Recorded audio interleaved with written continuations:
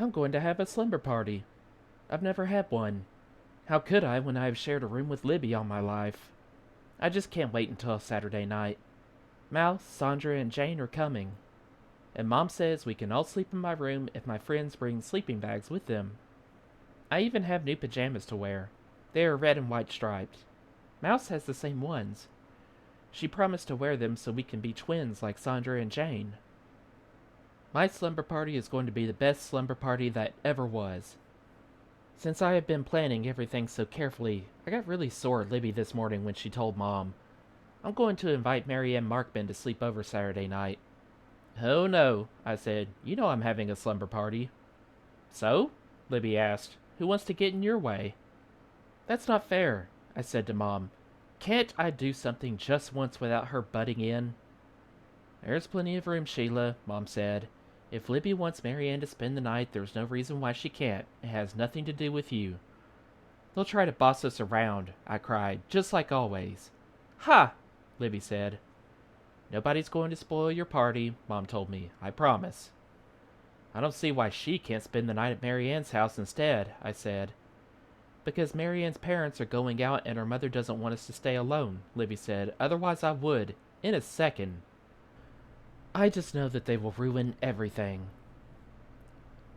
On Saturday, Mary Ann ate supper with us, so she was already there when my friends rang the bell. But she and my sister were locked up in Libby's room listening to music, and I hoped that's where they would stay for the rest of the night. After Mouse, Sandra, and Jane said hello to Daddy and Mom, I took them up to my room and we spread out their sleeping bags. Sandra's and Jane's are the same. There is a picture of Snoopy on the front, zippers down the sides, and red flannel linings. Mouse brought a regular sleeping bag, the kind you use when you go camping. She said the last time she slept outside she woke up with a frog inside her bag. But since she likes frogs, she didn't mind. I would much rather sleep in a sleeping bag indoors than out. We arranged the sleeping bags on the floor next to my bed, with Mouse between Sandra and Jane. Then we showed each other our pajamas and discussed the kind of toothpaste we use. Sandra and Jane didn't bring matching pajamas, so me and Mouse turned out to be twins by ourselves. Next, we got ready for bed, even though we didn't plan to go to sleep for hours and hours, and maybe not even all night. Sandra changed her clothes in my closet. I think she's getting fatter.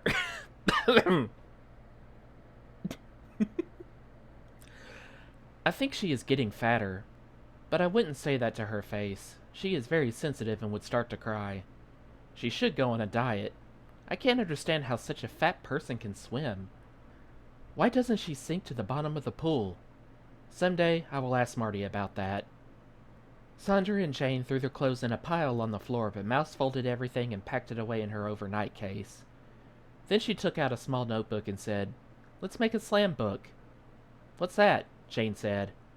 I was glad she asked because I didn't know either. I figured I would tell Mouse that the reason I didn't know about slam books is that I haven't made one in years because where I live, that is just for babies. Mouse told us, Slam books are great fun. You'll see. She was busy writing something down in her notebook. We sat in a corner around her and waited. In a minute, she held up a piece of paper and said, This is a sample list. All of us fill it out about each other. It's the only way to find out what your friends really think of you. I looked at the sample list.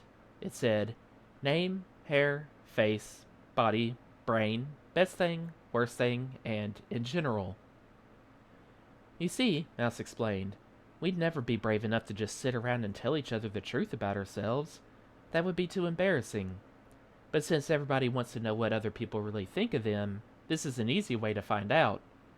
You can start with me if you want. I'll go stand in the hall and you'll fill in the list. Later, when we've all had our chance, we get to read about ourselves in private. Mouse walked to my bedroom door. Remember, she told us, you've got to be honest or it won't do any of us any good. She opened the door and stepped out into the hall. Well, I said, who wants to go first? You start, Sheila, Jane said. It's your party. Okay, give me the book. Before I had a chance to begin, my bedroom door opened and Mouse poked her head in. I forgot to tell you. When you're done filling it in, you fold the page over so nobody can see what you wrote. Okay, I said. I just thought you should know, Mouse told me, closing the door again. I filled in the list, 1, 2, 3. I wrote, name, Mouse Ellis. Hair, needs washing. Face, only a mother could love it. Body, too many scabs. Brain, pretty good. Best thing, can do everything. Worst thing, knows it. In general, my best friend and lots of fun. I folded my part of the page over so that the others couldn't see it and passed it to Sandra. When she was done, she passed it to Jane, and then we called Mouse back into the room and Sandra went out. While Sandra was in the hall, Mom came upstairs to tell us she and Daddy were going to town to pick up some pizza for our snack. We'll be back in less than an hour, Mom said. Libby and Mary Ann are home in case you need anything. Okay, we'll be fine, I said, anxious to get back to the slam book. When we were done writing about Sandra, it was my turn to leave the room. I knew I didn't have to worry about what my friends think of me because I am careful to keep my bad points to myself. Sometimes I think I really am two people. I am the only one who knows Sheila Tubman. Everybody else knows only Sheila the Great. Jane was the last one to stand out in the hall, and when we were through writing about her, she came back into my room. Then Mouse tore out a page for each of us to read privately. She said we should sit by ourselves and face the wall in case we didn't want anyone to see our expression. We all laughed at that, but did it anyway. I sat on my bed with my back to the others. I unfolded my paper so I could see all three opinions of me at once.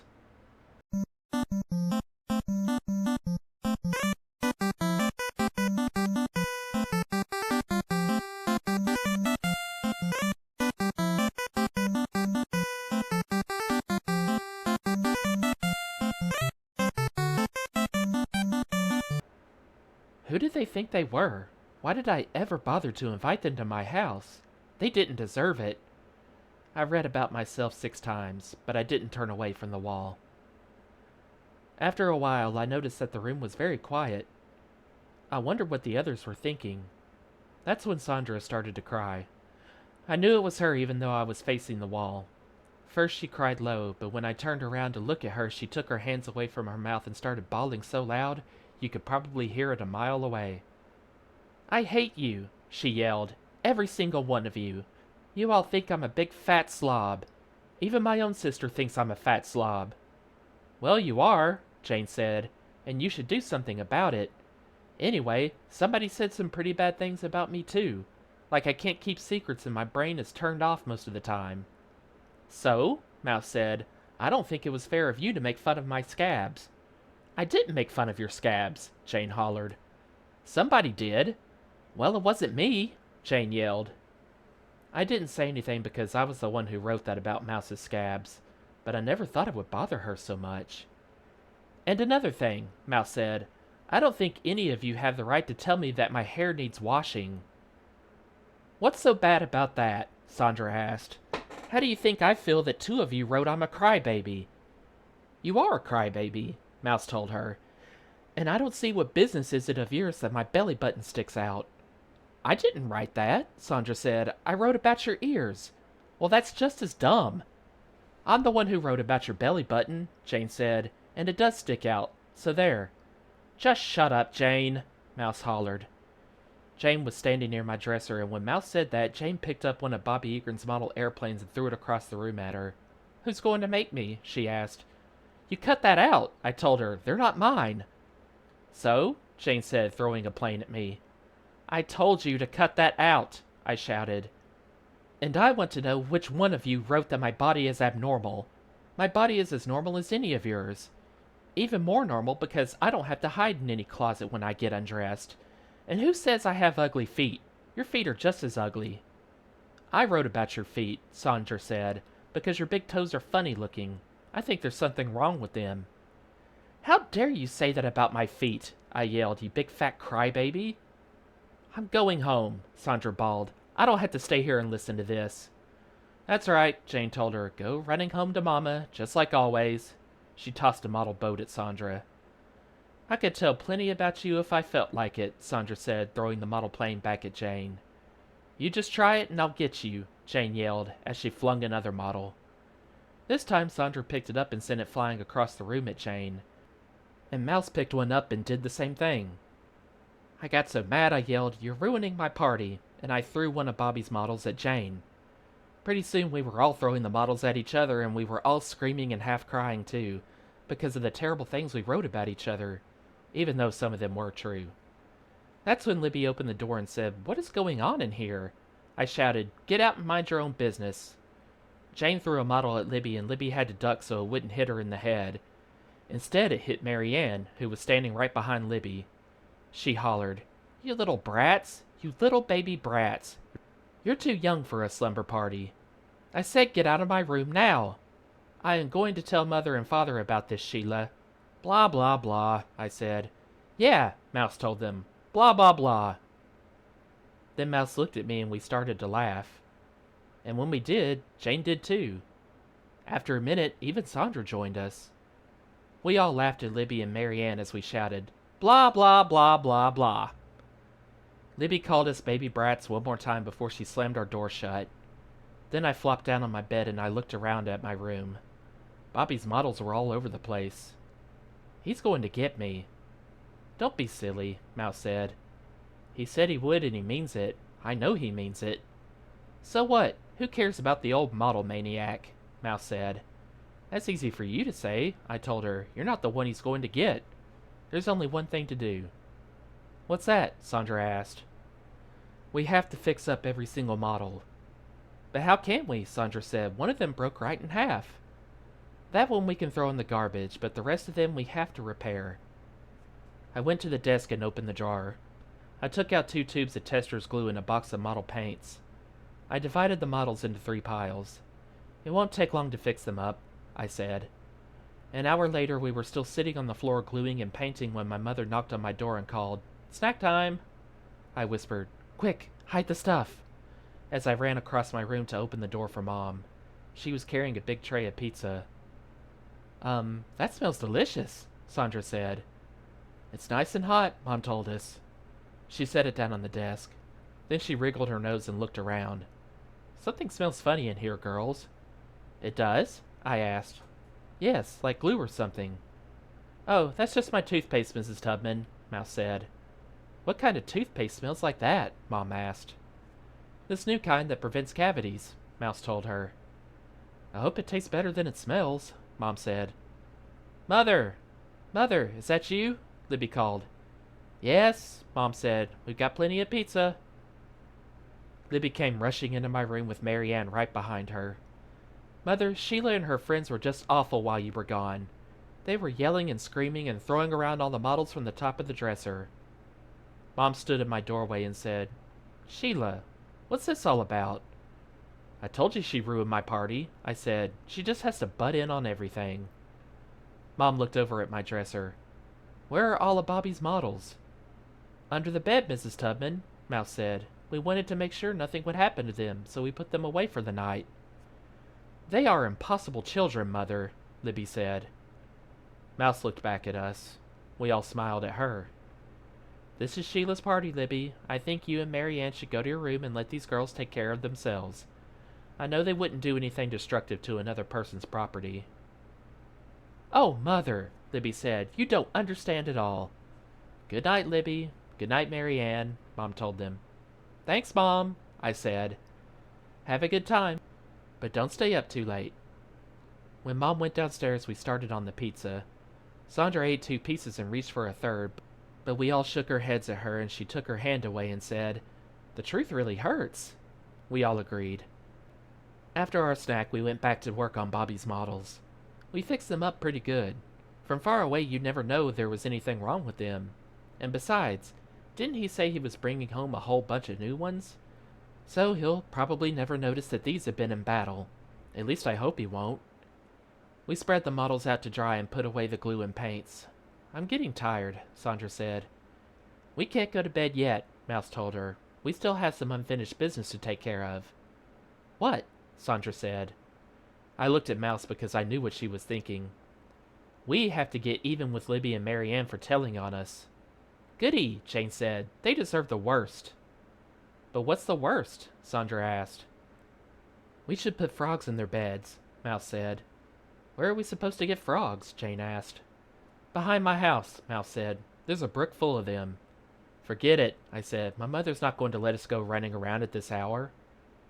Then we'll have to think of something else, Mouse said, but it's got to be really great. I know, I said. We'll decorate the toilet seat with toothpaste, and the first one of them to sit down will get full of it. You know where. Hey, that's a neat idea, Sheila, Mouse said. How'd you think that up? When your brain knows it all, it's easy, I told her. I could tell from Mouse's expression that she was the one who wrote that about me. But I didn't care, because she also wrote that I am an interesting person, and I like that idea a lot. Even Sandra and Jane wrote that in general I am okay, and that's what counts. So what if they think I'm bossy sometimes? It's only because I know more than they do. So what if I have weird eyebrows and funny toes?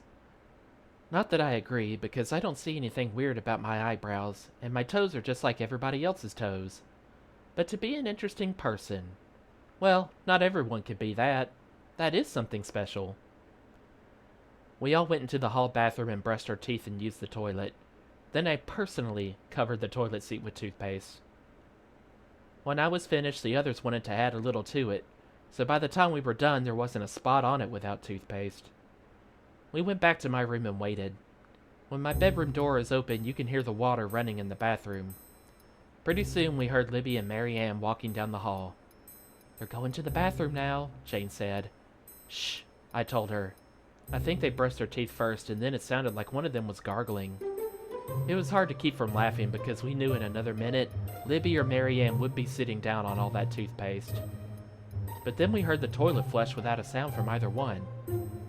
I don't get it, Mouse whispered. They probably didn't go yet, I whispered back. Maybe they just flushed a tissue or something. We waited some more and the toilet flushed again, but still no sound from either of them. Maybe they go standing up, Mouse said. Why should they? I asked. Our toilets are clean. Maybe they used your mother's bathroom instead, Sandra said. No, Libby never uses my mother's bathroom. Well, I don't know, Mouse said, peeking out into the hall, but they're on their way back to Libby's room. Doesn't make sense, I said. It doesn't make sense at all, Mouse, Sandra, and Jane agreed. I got into bed and the others snuggled into their sleeping bags. We'll get them tomorrow, I said. They'll be sorry they told on us. We giggled for a long time before we fell asleep. The next morning I got up early and looked down at my friends. They were sound asleep. I had to go to the bathroom, so I got out of bed and tiptoed down the hall. I forgot about the toothpaste until I sat down on the toilet. It was still sticky. Got all over my backside. And it itched, too. So I decided to take a shower, but when I turned on the water it came out icy cold and I screamed so loud I woke everyone up. Daddy and Mom, Libby and Mary Ann, Sandra and Jane and Mouse all came running down the hall. I covered myself up with a big towel and told them the water was very cold. Mom said, Sheila, why on earth were you going to take a shower this early in the morning? To get the toothpaste off me, I told her. As soon as I said that, Libby and Mary Ann started laughing. I stuck my tongue out at them. What toothpaste? Mom asked. Mouse said, You see, Mrs. Tubman, Sheila had a lot of mosquito bites and my mother always says toothpaste will stop them from itching. So I spread toothpaste all over me, I said, but now I want to wash it off. Is that your new toothpaste, Mouse? Mom asked. That one that smells like glue? It doesn't matter what kind of toothpaste you use, Mrs. Tubman, Mouse said. Any old kind will do. I never heard of putting toothpaste on mosquito bites, Mom said. Next time I get one, I'll have to try it. That night, after my friends went home, Daddy asked, Did you have a nice party, Sheila? Oh yes, I told him. My slumber party was the best slumber party that ever was. Just like I knew it would be. That's good, Daddy said, slapping the back of his neck. Whew, I got some really bad mosquito bites. Sheila, would you run upstairs and get me the toothpaste? Don't bother, Daddy, I said, starting to laugh. It really doesn't help at all.